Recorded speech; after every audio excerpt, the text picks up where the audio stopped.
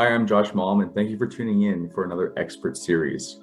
We recently spoke with CDAI Senior Fellow Marcus Kolga.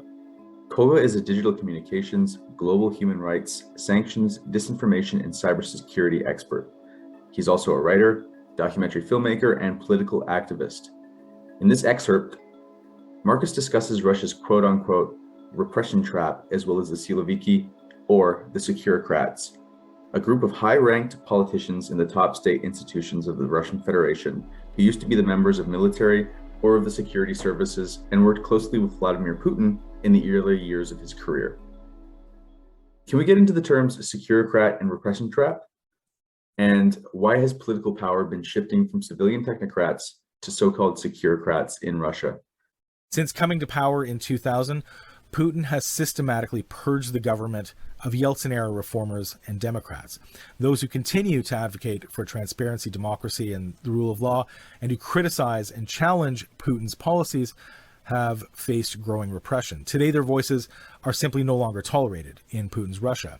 Putin's current wave of repression began in around 2006 when Russian investigative journalist Anna Politkovskaya was gunned down in the elevator to her apartment. And former KGB and FSB whistleblower Alexander Litvinenko was poisoned with radioactive polonium in a London restaurant by FSB agents. Both were targeted because they were exposing the truth behind Vladimir Putin's war in Chechnya, a war that Putin helped manufacture so that he could consolidate his power and place members of the Siloviki in his government. Part of the deal that Putin made with the Siloviki and the oligarchs who helped maintain Putin's repressive kleptocracy is that those who support Putin are allowed to enrich themselves in the process. Through corruption, Putin rewards and protects those who are loyal to him. This is an important part of Putin's repression trap. My friend Bill Browder, with whom I've worked with over the past decade to advocate for Magnitsky human rights sanctions and anti-corruption sanctions, witnessed this firsthand in 2008 when Russian authorities raided and stole his company in Moscow. They used it to commit a $230 million tax fraud. The authorities who stole this money from the Russian government pinned the crime on Bill Browder and his attorney, Sergei Magnitsky. When Magnitsky investigated and exposed the crime, he was detained and imprisoned for nearly a year, where he was neglected, he was beaten, and he died. After the 2012 Russian presidential election, when Putin reclaimed the presidency for his third term, mass pro-democracy protests in major Russian cities were violently repressed.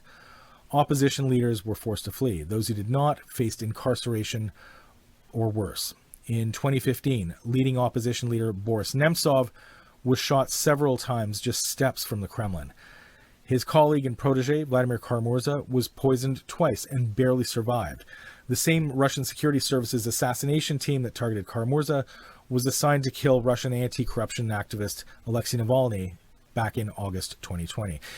In the last 18 months, the Siloviki's control over Russia has increased. A foreign agents registry law has further codified Putin's repression. All free media has now been eliminated or forced into exile, and long-standing NGOs like Andrei Sakharov's memorial, which cataloged Soviet-era repression, has been shut down. Foreign governments like the United States and Canada are blamed by the Kremlin for trying to interfere in Russian affairs, deflecting the attention of Russians away from the failures of the Putin regime and onto scapegoats in the democratic West. There's little near-term hope for a democratic future for Russia. The opportunity for a legitimate, peaceful, and democratic exit for Putin passed probably for the last time in 2018. He's since moved to extend his regime to 2036 through a constitutional amendment. And the Siloviki and kleptocrats who kept him in power are deeply motivated to maintain that status quo.